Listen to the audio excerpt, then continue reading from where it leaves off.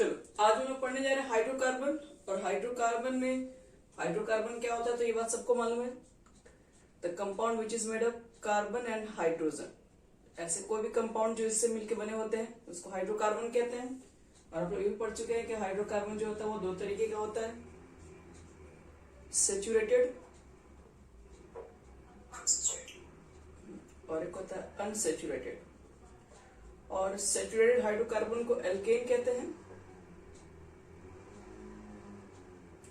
और अनसेचुरेटेड में 2 टाइप्स होते हैं, एल्कीन और एल्काइन। तो देखो हाइड्रोकार्बन पढ़ने का मेरा क्या मतलब, हाइड्रोकार्बन कहने का मतलब है कि आपको पढ़ना है इसके प्रॉपर्टीज के बारे में, एल्कीन्स और एल्काइंस।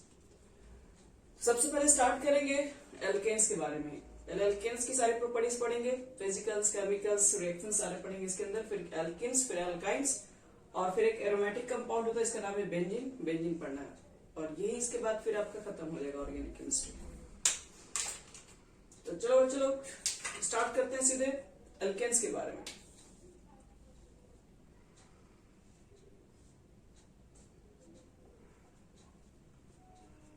एल्केन्स का जनरल फॉर्मूला कितना होता है?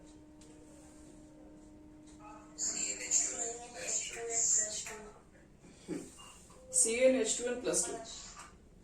चलो अब एक चीज समझो ध्यान से, एल्केन्स में क्या होता है, methane, ethane, propane, butane.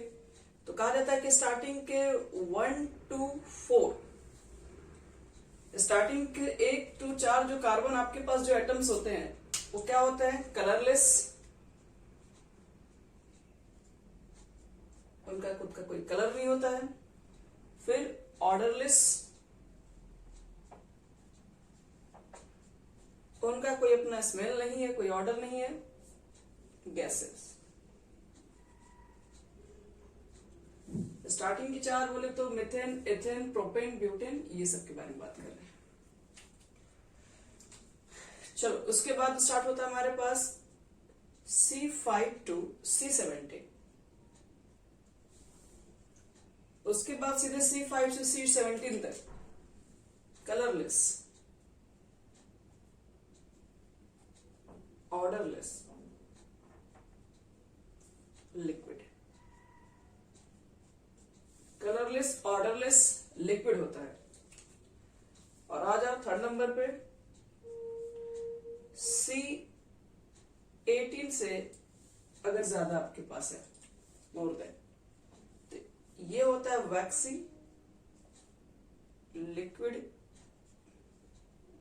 Liquid solid कह लो। वैक्स देखिए ना जो मोम की तरह रहता है, वो पूरी तरीके से सॉलिड भी नहीं है क्योंकि तो आसानी से ब्रेक भी हो जाता है। C18 से छोटा C18 हो गया उसके आगे का सब। वैक्सिस लिक्विड या सॉलिड दोनों ही होता है एट रूम टेम्परेचर पे।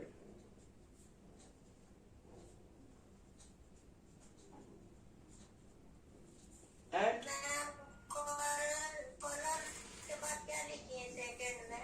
कलरलेस, फिर ऑर्डरलेस, ODOURLESS। हिंदी में कलरलेस का मतलब रंगहीन, ऑर्डरलेस मतलब गंधहीन। न रंग होना चाहिए ना गंध होना चाहिए, ना स्मेल होगा इसमें।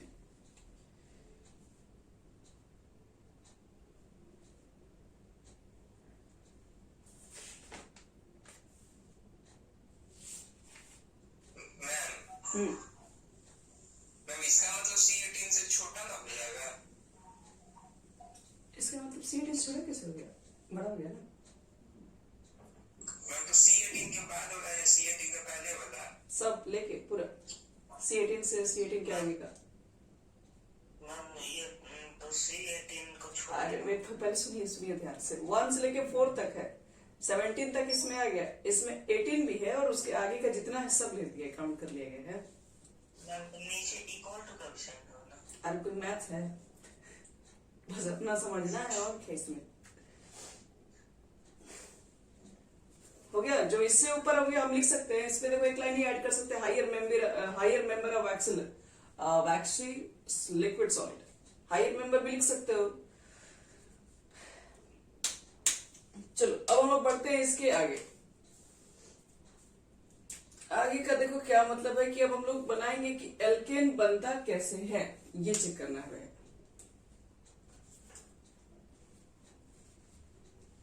और इसमें एक एक्सेप्शन लिखी पहले, एक नोट्स। हम बताएं कि 4 तक वाला गैसेस है, ठीक है, लेकिन देखो तो इसमें कितने कार्बन है, CH3, CH3, ऊपर में भी है CH3, नीचे में भी है CH3 और बगल में भी है CH3। इसमें कितने कार्बन है? 5। तो इसको क्या होना चाहिए, एल्केन है ये, समय सिंगल बॉन्ड है, इसको बोलते हैं न्यू पेंटेन। ये ना गैसेस होता है, एक्सेप्शन याद कर लेना।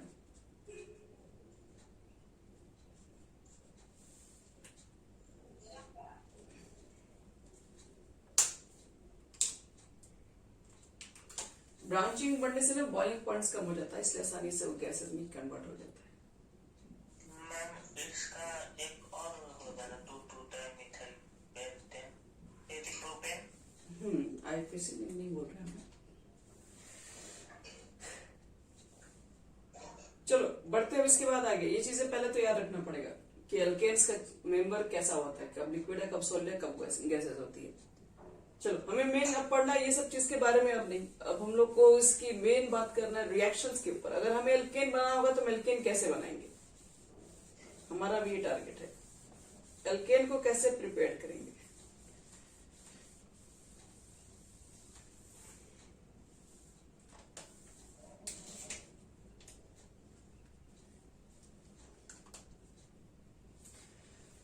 तो लिखो एडिक मेथड ऑफ प्रिपरेशन।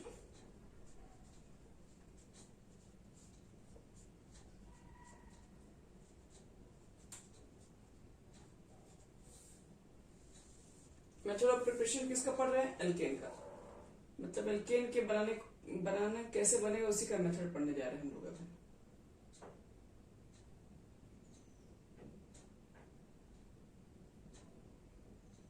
देखो कैसे बनेगा।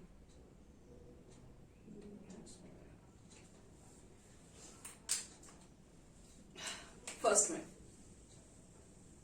एल्केन के देखो पहला मेथड क्या है, from alkene and alkyne. From alkene या एल्काइन, हम एल्केन को बनाने जा रहे हैं, लेकिन कैसे बनाएंगे एल्केन को, तो एल्कीन या एल्काइन से बनाने जा रहे हैं। और इस मेथड में यूज होगा बाई कैटालाइटिक, इसको बोलते हैं बाई कैटालाइटिक हाइड्रोजनेशन।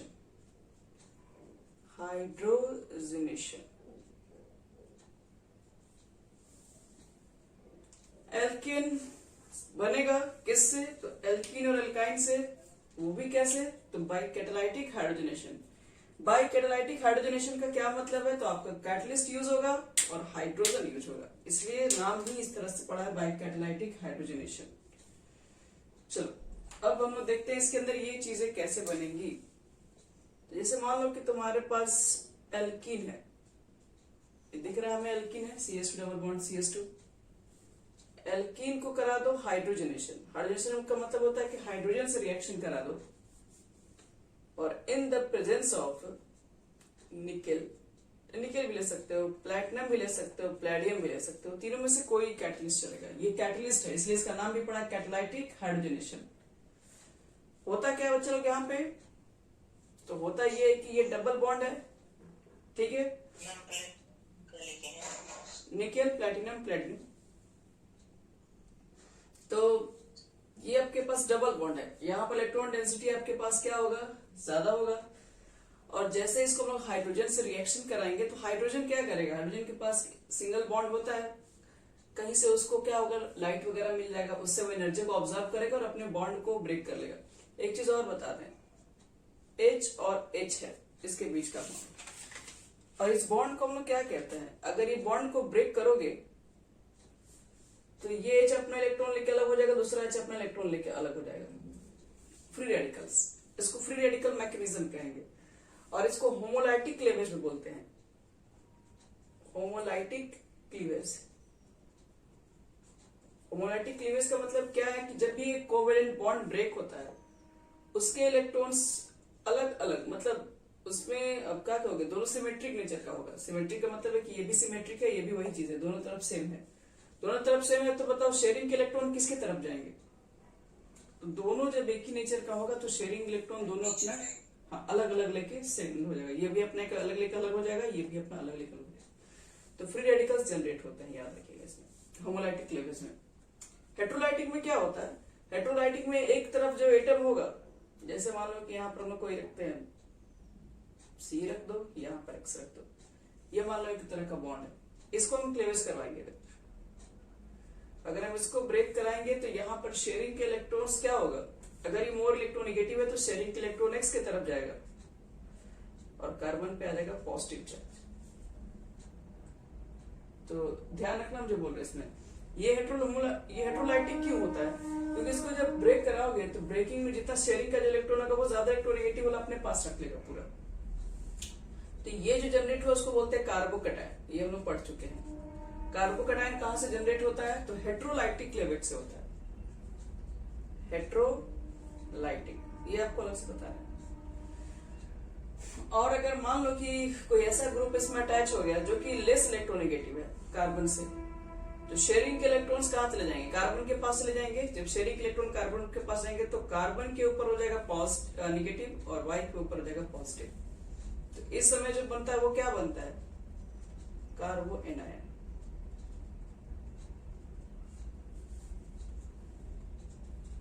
तो होमोलाइटिक क्लेवेज जिसमें शेयरिंग के इलेक्ट्रॉन्स दोनों लेके अपना अलग अलग मतलब शेयरिंग के इलेक्ट्रॉन इक्वली डिवाइड हो जाए तो उसको होमोलाइटिक क्लेवेज कहते हैं। जिसमें शेयरिंग के इलेक्ट्रॉन्स को एक साइड से चले जाते हैं वो तुम्हारा हेट्रोलाइटिक है। और हेट्रोलाइटिक क्लेवेज में क्या बनता है? कार्बोकैटायन जनरेट होता है और कार्बन आयन जनरेट होता है। चलो इसको मिटा रहे हैं।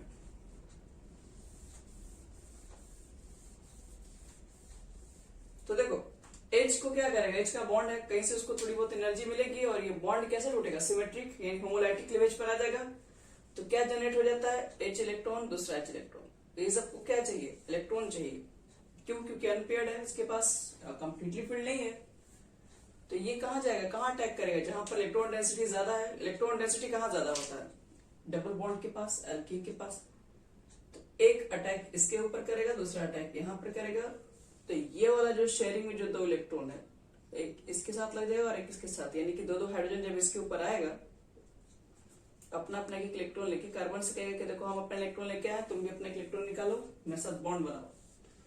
सेम काम यहाँ पर भी है। शेयरिंग इलेक्ट्रॉन इसके साथ क्या होगा? बॉन्ड बना लेगा और फाइनल में क्या बन जाएगा? ये तो ये निकल गया, दो अपना इलेक्ट्रॉन ये अपना इलेक्ट्रॉन ही लगाएगा तो CH3 बन जाएगा इधर।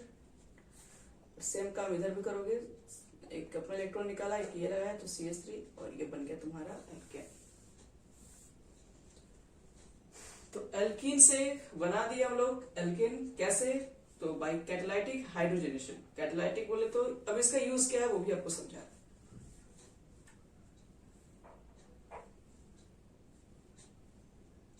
नोट्स ये बस समझने के लिए होता है, एक्चुअल में ऐसा कुछ होगा नहीं, थोड़ा बहुत ही होता है। देखो निकेल, प्लैटिनम और palladium are used as metal catalyst. Nickel होता है, प्लैटिनम जो होता है, जो पैडियम होता है, उसको यूज किया जाता है एज ए मेटल कैटलिस्ट। क्यों? तो as there absorbing properties are very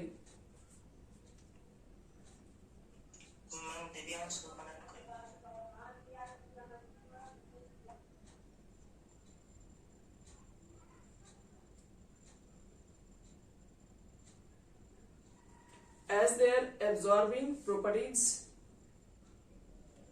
are very good. Nickel, platinum और palladium are use to metal catalyst as their absorbing जो प्रॉपर्टीज होती है वेरी गुड। एब्जॉर्बिंग मत कर दो, एब्जॉर्बिंग कर दो। Absorbing properties are very good.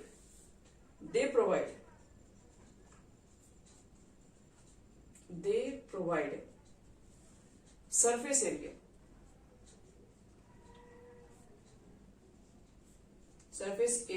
for the interaction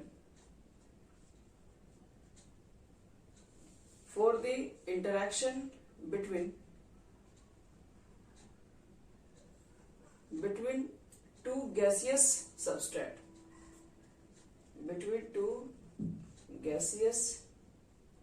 substrate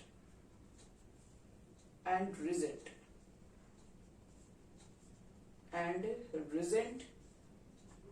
like alkene and hydrogen.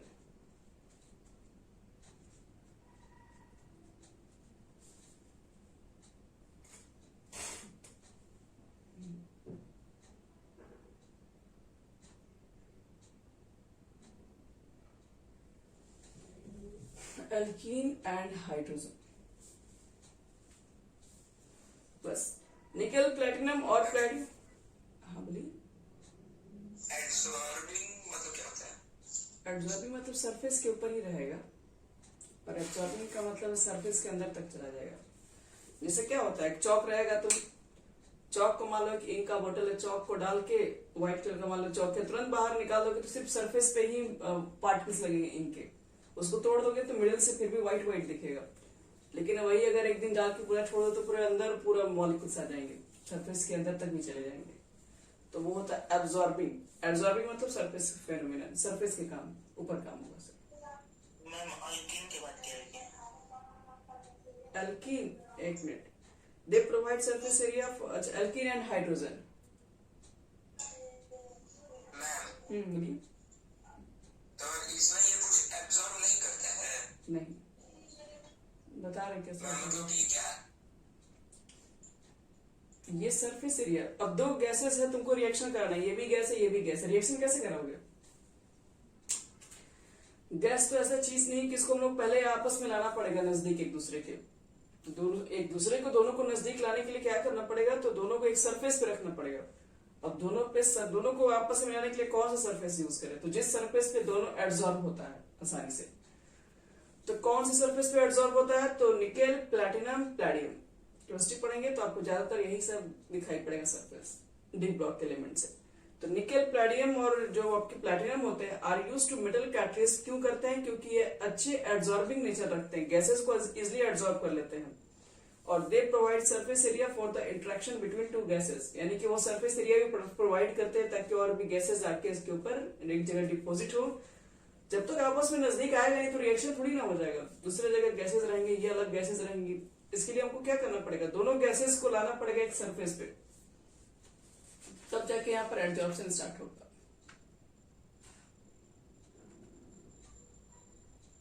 तो इसलिए हमें कैटलिस्ट यहाँ पे लेना पड़ता है। अल्कीन के बाद क्या है? एल्कीन,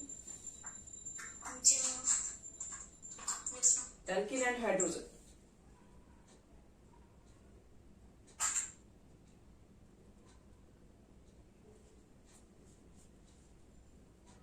हो गया? Yes ma'am. तो यही बच्चे लोग एक्चुअली होती है। यहाँ पर रिएक्शंस, एक सरफेस होता है, इस सरफेस पे हम लोग इस गैस को भी पास कराते हैं और इस गैस को भी पास कराते हैं, दोनों गैसेस एक जगह डिपॉजिट होती हैं सरफेस पे, और वो सरफेस पे जब भी गैसेस मॉलिक्यूल नजदीक आती हैं तभी जाके ये बॉन्ड ब्रेक होता है और नया बॉन्ड बन रहा होता है। तो यही पूरा कहानी है एल्कीन से बनाने का। एल्कीन से एल्केन कैसे बनता है।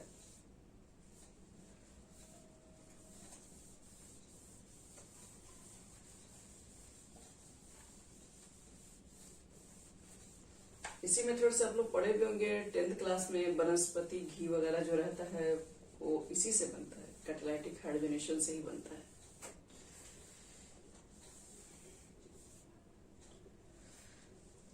चलो अब इसके बाद हम लोग के पास इसमें और भी रिएक्शंस देख रहे हैं। जैसे मान लो कि अगर मान लो कि हम लोग निकेल यूज करते हैं मेटल कैटलिस्ट पे, तो उस रिएक्शन को कभी कभी सैविटियर लिखते रहो, नोट्स लिख लीजिए, देखो if nickel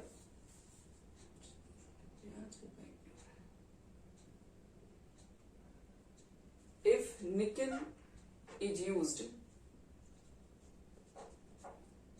as metal catalyst.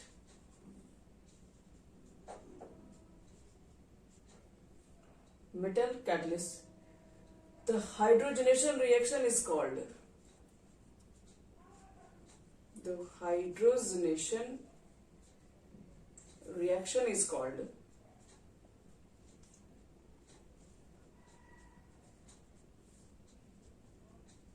Sabatier-Sanderson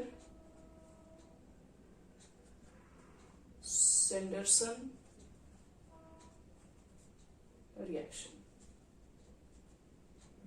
बस याद रखिएगा अगर हम निकल ही यूज करेंगे तब इस कंडीशन में, क्योंकि ये इसी का खोज किए थे.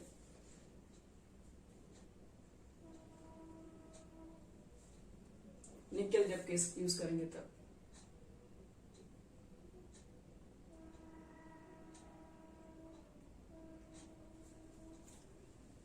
अब बात करेंगे हम रेट टुवर्ड्स कैटालाइटिक हाइड्रोजनेशन.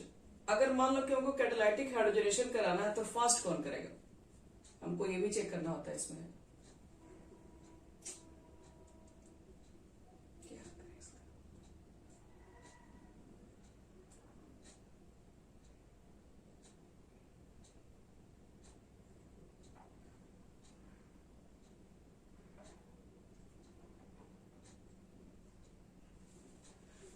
यहां देखो रेट टुवर्ड्स लिखो तो rate towards catalytic hydrogenation bracket में क्या लिखा है?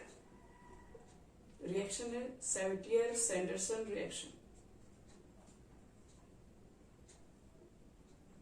Rate towards catalytic hydrogenation.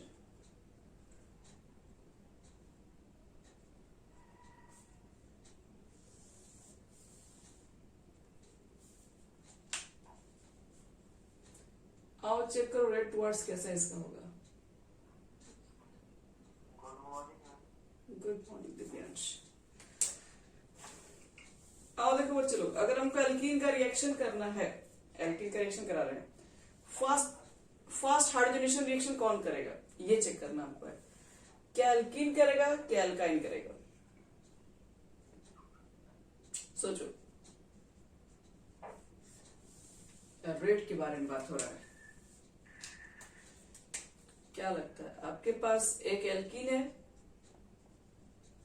दूसरा है एल्काइन.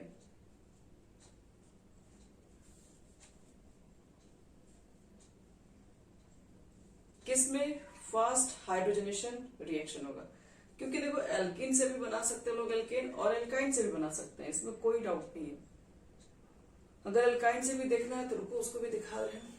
जैसे कि एक मिनट रुक जाओ. जैसे मान लो कि आपने रिएक्शंस लिया, अभी तक तो आपने सिंपल सा रिएक्शन लिया था, ये भी तो रिएक्शन ले सकते हैं हम लोग. डबल बॉन्ड यहाँ पर भी रख सकते हैं और यहाँ पर क्या करवा दे, H2 से रिएक्शन करा रहे हैं Na के साथ, और हम लोग थोड़ा बहुत यहाँ पे हीट करते हैं. तो बताओ तो यहाँ पे कौन सा एल्केन बनेगा. तो हाइड्रोजन को यहाँ ब्रेक करवाएंगे बताए थे, और हाइड्रोजन कहाँ जाएगा जहां पर इलेक्ट्रॉन डेंसिटी मिलेगा ज्यादा. कहां पर इलेक्ट्रॉन डेंसिटी ज्यादा, जहां डबल बॉन्ड है. तो एक हाइड्रोजन को यहाँ बैठा देंगे, एक को यहाँ बैठा देंगे, तो क्या बन जाएगा, CH3 CH2, और ये बॉन्ड तो टूट जाएगा ना, क्योंकि वो ये बॉन्ड के इलेक्ट्रॉन तो शेयर कर लिया इसके साथ. और अगर मान लो कि कहीं ट्रिपल बॉन्ड मिल गया रहता है, मान लो यही है सपोज करो, नहीं तो इसको H ही मान के चलो अभी फिलहाल. और आपने रिएक्शन किया किसके साथ, H2 और Na के साथ, और ले लिया निकेल का प्लेटिनम, निकेल ही मान लो कैटलिस्ट यूज किया. क्या बनेगा, पहले हाइड्रोजन आएगा. इलेक्ट्रॉन डेंसिटी कहाँ ज्यादा है, इसके पास ज्यादा है, दोनों कार्बन के पास ज्यादा 3 इलेक्ट्रॉन है, 6 इलेक्ट्रॉन का शेयर दिख रहा है, तो इसलिए इसके पास जाएगा और एक इसके पास जाएगा. तो क्या बनेगा पहले, तो यहाँ भेजो और यहाँ भेजो, तो CH2 होगा ना, क्योंकि एक हाइड्रोजन पहले से एक और आ गया CH2, और यहाँ पर भी CH2. बीच का बॉन्ड कितना हो जाएगा, एक बॉन्ड तो टूट जाएगा, डबल बनेगा. एक एक हाइड्रोजन बैठाओगे एक बॉन्ड तो गया ना, क्योंकि इस बॉन्ड के 2 इलेक्ट्रॉन होंगे जो इसे शेयर कर लेगा. फिर क्या होगा, ये रिएक्शन फिर आएगा, क्योंकि H2 गैसेस अच्छा खासा एब्जॉर्ब है सरफेस पे, फिर H2 आएगा इसके नजदीक, फिर देखेगा कि फिर ये इलेक्ट्रॉन डेंसिटी ज्यादा है, तो फिर अपना एक अटैक करेगा इसके ऊपर और एक अटैक यहाँ पे करेगा। तो आसानी से अटैक करके एल्केन में कन्वर्ट कर दिया ये पूरा। अब कहोगे फिर हाइड्रोजनेशन नहीं होगा। सिंगल बॉन्ड है बच्चे लोग, सिंगल बॉन्ड जल्दी ब्रेक नहीं होते हैं। अब ये बॉन्ड ब्रेक जल्दी नहीं होगा, अब यहाँ पर फिर हाइड्रोजनेशन नहीं होगा। तो हमको ये चेक करना है कि अगर हमारे पास एल्कीन है और उतना ही कार्बन का एल्काइन है, तो किसमें हाइड्रोजनेशन रिएक्शन फास्ट होगा।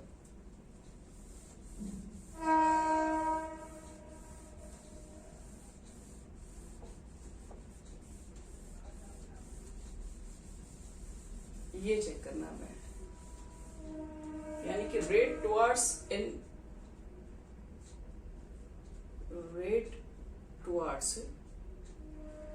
Catalytic hydrogenation, catalytic hydrogenation. तो क्या लिखे थे हम लोग, एक तरफ से एल्कीन लिखे थे, दूसरा एल्काइन लिखे थे, सेम ही कार्बन की, और हमको अटैक, जैसे कि एक सिंपल से एग्जांपल लिए, ट्रिपल बॉन्ड है, मान लो दो ही कार्बन, अभी एग्जांपल लिए है,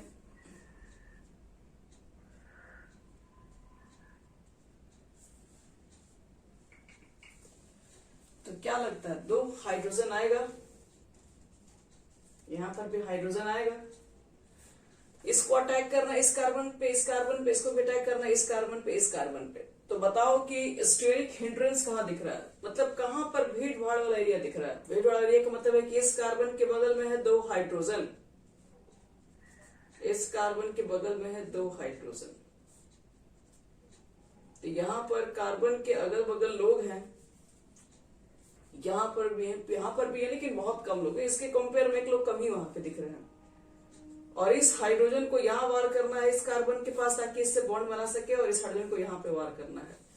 वही चीजें बात हो गई, जैसे मान लो कि भीड़ में किसी एक आदमी पे निशाना लगाना होगा, किसी को शूट करना है, तो कहीं भीड़ भाड़ एरिया पे वो इंसान है, कहीं ऐसा जगह पर वो है कि जहां पर पब्लिक कम है। आसानी से अटैक कहाँ कर पाएंगे हम लोग, तो जहां पर लोग अगल बगल हिंड्रेंस कम है पब्लिक का, तो हम लोग वहां चेक करते हैं कि रेट ऑफ स्टेरिक हिंड्रेंस कहां पे ज्यादा है। याद रखना ये वर्ड तुमको बार बार मिलेगा, rate of steric hindrance,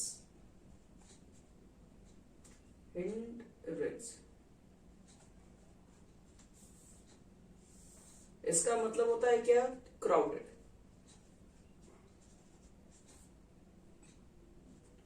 crowded मतलब पब्लिक का क्राउडेड कहाँ ज्यादा है। तो हिंड्रेंस मतलब क्या, वही बताए भीड़ भाड़ वाला। स्टेरिक हिंड्रेंस मतलब बाधा ही होता है एक तरीके से। तो यहाँ पर हिंड्रेंस देखो क्या है, ज्यादा लोग हैं, यहाँ पर हिंड्रेंस कम है, तो आसानी से अटैक यहाँ से हो सकता है। इसलिए याद रखना कि रेट टुवर्ड्स जो आपके पास होता है alkynes is greater than alkyne, sorry उल्टा लिख दिया क्या, ये है एल्काइन और ये हमारा रहेगा एल्कीन। तो एल्काइन का जो रेट होता है वो फास्ट होगा एज कंपेयर टू एल्कीन।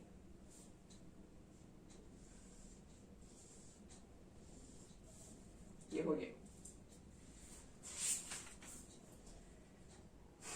चलो अब तुम लोग को दिखा रहे हैं एल्कीन में ही, आपसे पूछेंगे कि मान लो कि मेरे पास 3 तरह के 4 तरह के एल्कीन है, तो कहां पर फास्ट स्टेरिक हिंड्रेंस है, इसी को स्टेरिक हिंड्रेंस बोलते हैं। जहां पर भीड़ भाड़ ज्यादा है स्टेरिक हिंड्रेंस लिख दीजिए बस। उसके नीचे हम क्या लिखेंगे? हिंड्रेंस का मतलब, स्टेरिक हिंड्रेंस का मतलब क्राउडेड, यानी कि अगर आप रेट जानना चाहते हैं कि रेट ऑफ हाइड्रोजनेशन, हाइड्रोजनेशन का रेट कहां फास्टेस्ट होगा, वो इनवर्सली प्रोपोर्शनल होता है किसके, स्टेरिक क्राउडिंग या स्टेरिक हिंड्रेंस बोल दो।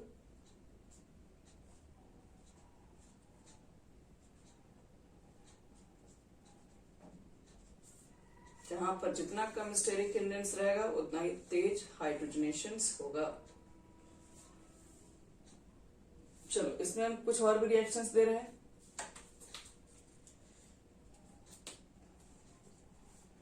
जैसे मान लो रेट टुवर्ड्स सिर्फ एल्कीन दे रहे हैं बस,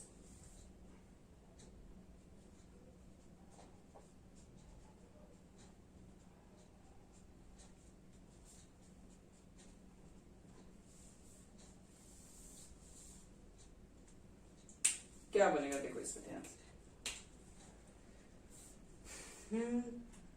एल्किन मतलब रिएक्शन करवाना है H2Na के साथ, मतलब हाइड्रोजनेशन ही रिएक्शन है। CH2 double bond CH2, CH2 double bond CH, फिर है CH3, फिर है तुम्हारा CH3 CH डबल बॉन्ड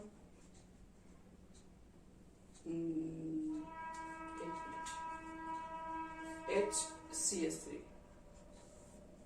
फिर लिख दो C double bond CH3 CH3 H H, और फिर मान लो चारों तरफ है CH3 double bond CH3 CH3। हमें मालूम करना है कि सबसे फास्ट कहां पे होगा, सबसे स्लो कहां होगा। हमको हाइड्रोजनेशन का रिएक्शन कराना है, तो हम चेक करते हैं यहाँ पर है कहां पर फास्ट करेंगे कहां पर स्लो करेंगे। मैम नीचे में नहीं दिख रहा। CH3 सर चारों CH3 CH3 CH3 CH3। तो बताएं कि जो रेट ऑफ हाइड्रोजनेशन होता है वो स्टेरिक हिंड्रेंस पर डिपेंड करता है। जितना अगल बगल हिंड्रेंस कम होगा उतना ही फास्टेस्ट रिएक्शन होगा। तो देखो तो ध्यान से, स्टेरिक हिंड्रेंस सबसे ज्यादा कहां दिख रहा है, जिसके तरफ चारों तरफ बड़े बड़े ग्रुप हो। देखिए सबसे लास्ट में आपको दिखा रहा है, इसमें भी एक बड़ा सा CH3 ग्रुप क्या होता है, कार्बन के साथ 3-3 हाइड्रोजन है। तो एक कार्बन 3 हाइड्रोजन, हम थोड़ा ऊपर बना रहे हैं इसको ताकि समझ में तुम लोग अच्छे से।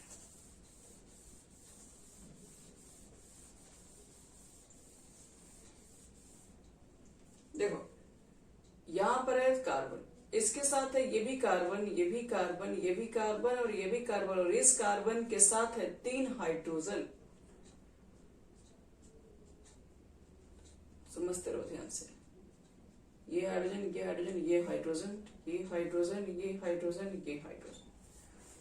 अब मान लो कितना सारा भीड़ एरिया में हाइड्रोजन आएगा इस पे अटैक करने के लिए, बॉन्ड मारने के लिए इसके साथ आएगा, तब तो उस कार्बन के पास तो पहले पहुंचना ही बहुत मुश्किल है, क्योंकि उसके अगल बगल लोग बहुत ज्यादा हैं, पहुंचने में उसको बहुत तकलीफ होगा वहां तक। तो इसलिए जितना ज्यादा स्टेरिक हिंड्रेंस कम रहेगा, डबल बॉन्ड के अलावा जितने कम कार्बन रहेंगे उतना ही ज्यादा आसानी से अटैक हो पाएगा। तो इसको देखो कि कार्बन कार्बन के बीच में डबल बॉन्ड और हाइड्रोजन ग्रुप छोटे छोटे ग्रुप होते हैं। पहला ये है, दूसरा चेक करो, यहाँ पे डबल बॉन्ड है C डबल बॉन्ड C, और इस कार्बन के पास तो सिर्फ 2 हाइड्रोजन ही है, और इस कार्बन के पास 1 हाइड्रोजन है। इस कार्बन को चेक करो, इसका एक पास 1 हाइड्रोजन है और एक CH3 ग्रुप भी है। तो देखो तो एक तो ग्रुप कम से कम बड़ा तो आ गया, फिर वही अटैक में दिक्कत करेगा। तो जैसे जैसे कार्बन के नंबर्स बढ़ेंगे वैसे वैसे याद रखिएगा स्टेरिक हिंड्रेंस बढ़ते हैं, वैसे वैसे रेट ऑफ हाइड्रोजनेशन डिक्रीज कर जाता है। तो हमको चेक करना है इसका एक सही ऑर्डर क्या होगा। आओ लिखते हैं, सबसे फर्स्ट में आ जाएगा जिसमें सबसे कम कार्बन दिख रहे हैं, यही आ जाएगा। सेकंड में क्या आ जाएगा, CH2 डबल बॉन्ड CH, और यहां पर होगा CH3। देखो थर्ड में आपके पास ये है, और ये जो आपके पास एल्किन है, इस एल्किन को क्या बोलते हैं, किस तरह का एल्किन दिख रहा है,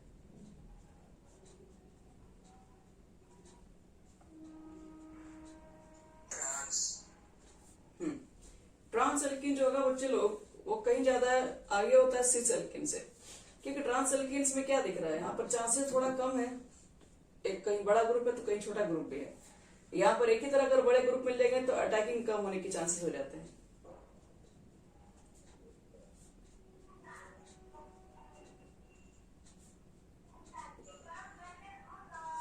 वो सबसे लास्ट देख ही रहे हो जिसमें चारों CH3 ग्रुप आ जाए, इसको बल्कि ग्रुप भी बोलते हैं, बड़े बड़े ग्रुप को। तो याद रखना इसमें,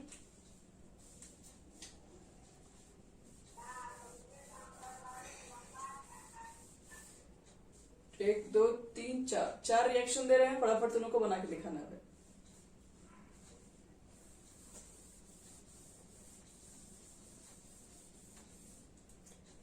चलो for example CH3, C triple bond C CH3, reaction H2NI, ये पहला है। दूसरा रिएक्शन देखो,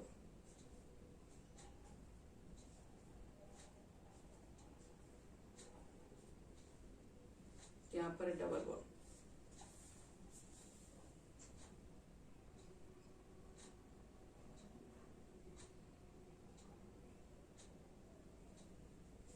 H2NI, third reaction,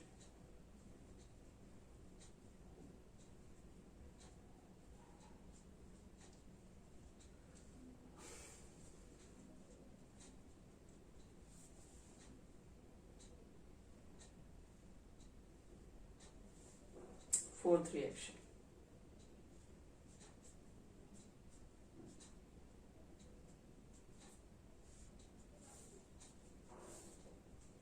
H2NI high temperature.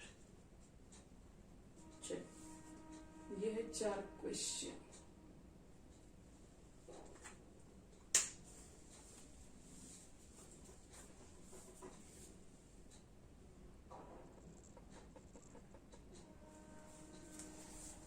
First का जो हमारा आंसर आएगा वो CH3 CH2 CH2 CH3 होगा। यही बना है यस मैम। फाइनल में, यही आएगा। सिंगल बॉन्ड में। हाँ, सब सिंगल बॉन्ड में आ जाएगा लास्ट में। CH3 CH2 CH2 CH3,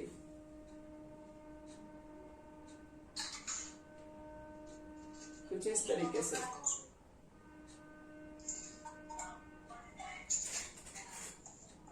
फिर देखो इसमें क्या बना, यहाँ पे डबल बॉन्ड है तो हाइड्रोजन यहीं जाकर अटैक करेगा, और अटैक करेगा तो ये जो बॉन्ड दिख रहा है एक्चुअल में सिंगल हो जाएगा।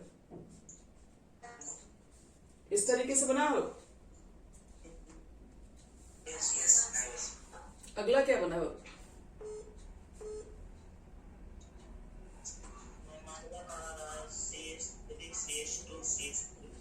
CH2 ये D2 है, D2